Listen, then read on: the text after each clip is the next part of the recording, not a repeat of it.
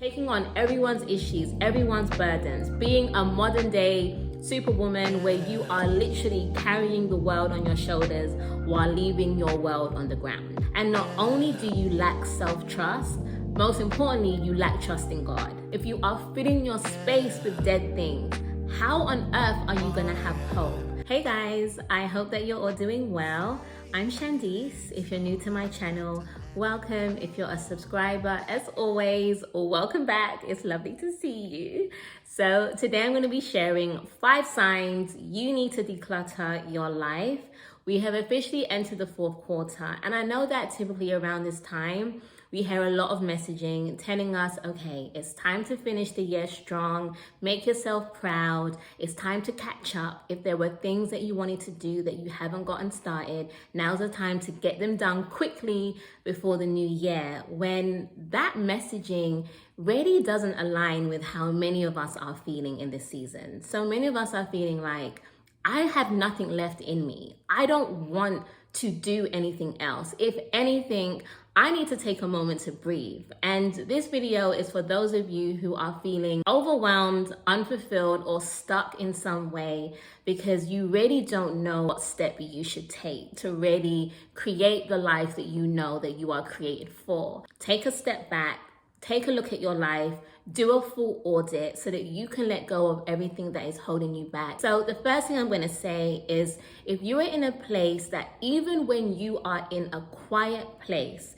you are surrounded by stillness, if your mind is still going off and you just don't even know how to just be without having 10 million tabs in your mind, if all you are hearing is internal noise, maybe that's a sign that you really do need to pay attention to what you are consuming.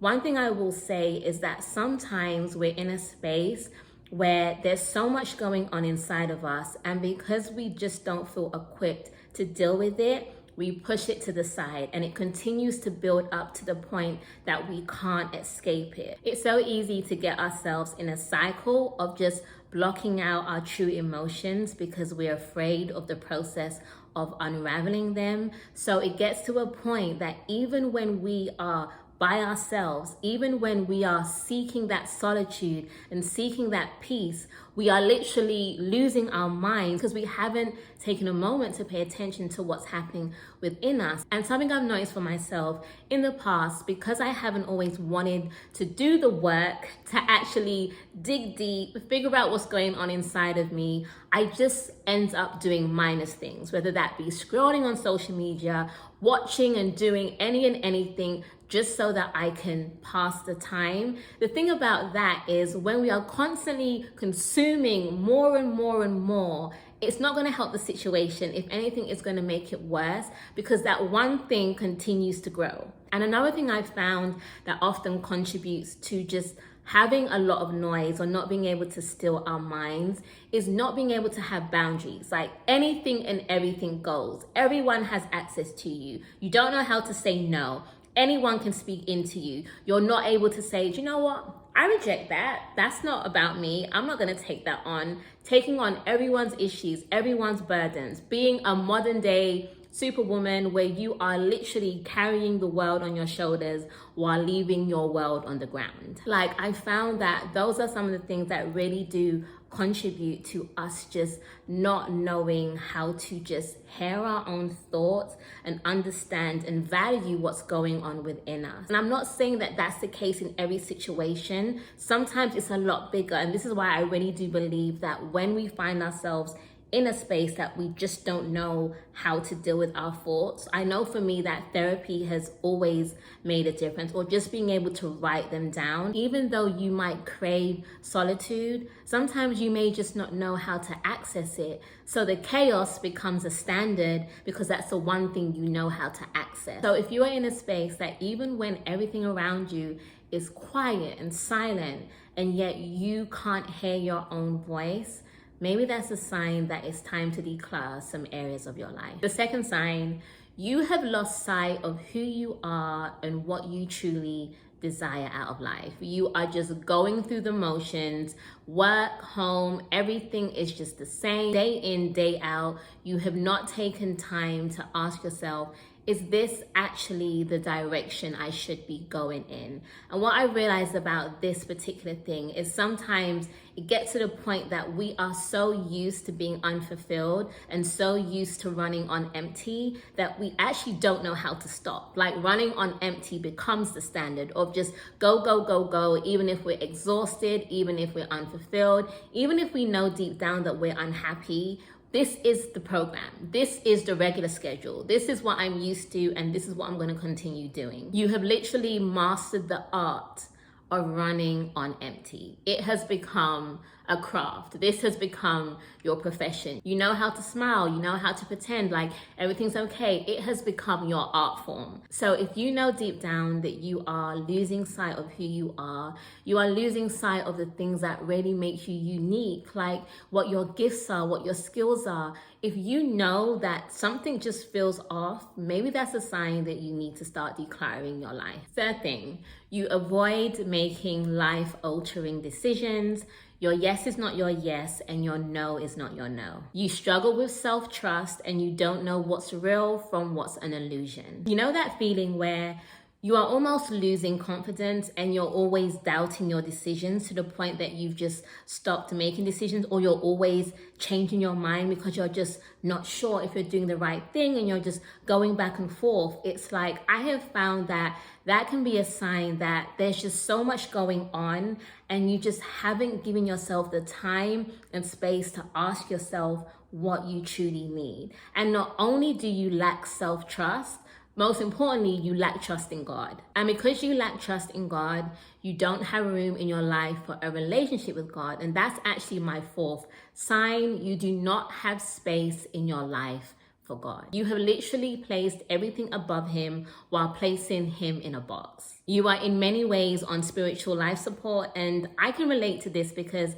I have been in this position more times than one. Like, I even wrote a poem about it some years ago. So a little snippet. I paid attention to the things of the world that never paid me. Starving, spiritually broke, took out a loan to try and feed me. But at the end of the meal, I was still left empty, but the interest still built up. Left wondering once again, how do I pay back what never paid me? Drained and pained, wondering, what the hell did I ever gain?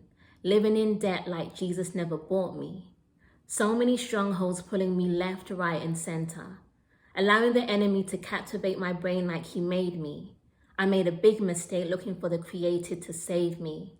For what profit do you receive to gain the world but lose your own soul? Is it truly worth it?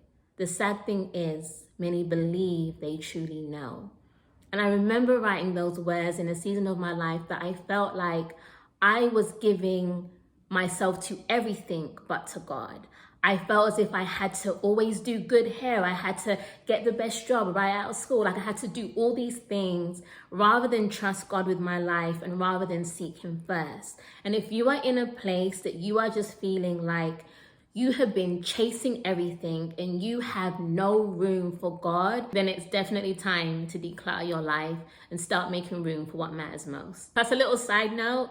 It's one thing I realized this is from personal experience, is sometimes we feel like we know more than we know, but we also feel like we know nothing.